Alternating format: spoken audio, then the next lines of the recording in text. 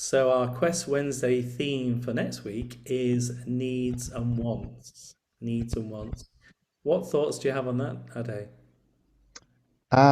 It's a really interesting one, actually, because I think for a very long time, and it probably still happens now, I use those two interchangeably. So when I think of needs, I feel it's something that is essential to how I'm showing up, how I'm being. So it's really essential.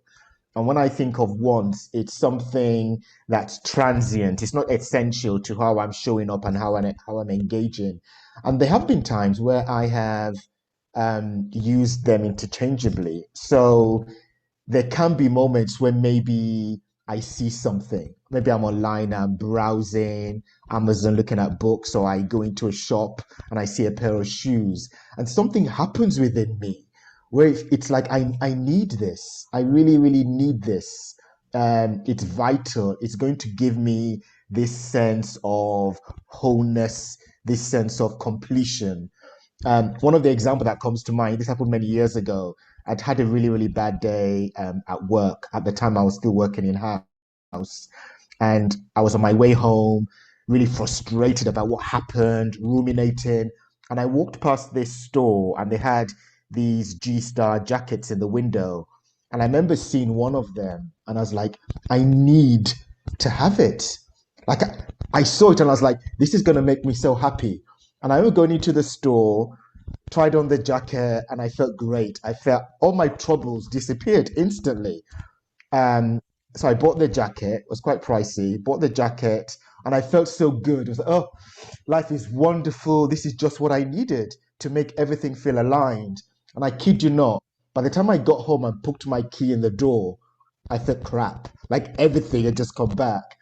And so now, what I am starting to do more and more of is to pause. Whenever I find myself in that state of I need this thing, I pause long enough to go, is this a need or is this a want?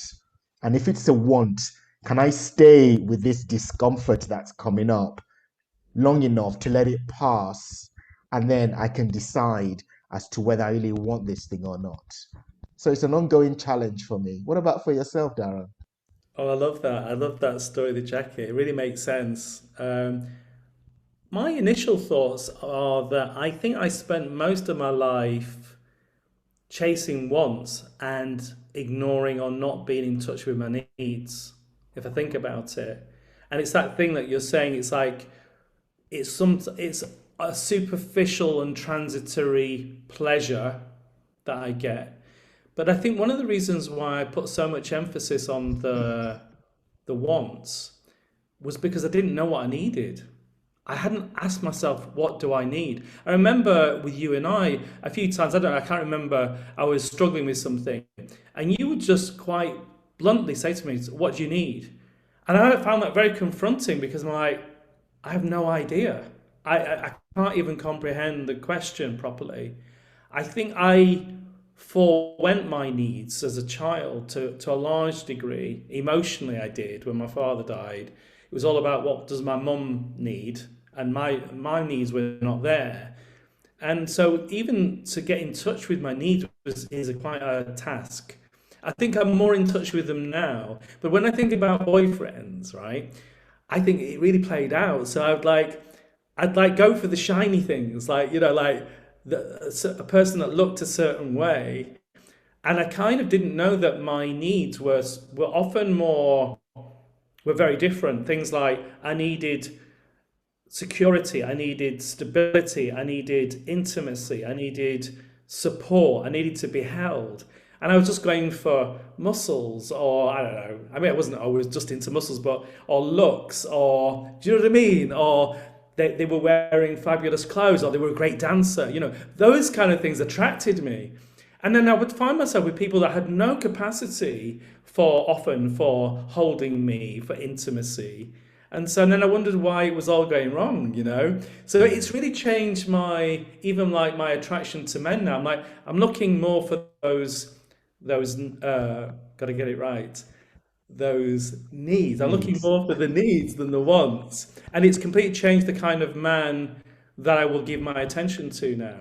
So I can see the shiny things. I know what they look like, and part of me thinks, yeah, he's attractive, but I don't really give it the attention because I know ultimately it's going to pass like the jacket.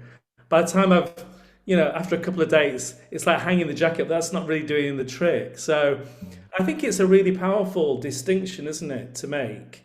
And I'm looking forward to learning more because I think I've got a lot more growing to do around this, attending to my needs. Yeah, yeah, definitely. I'm really looking forward to the exploration as well. It's going to be very, very rich.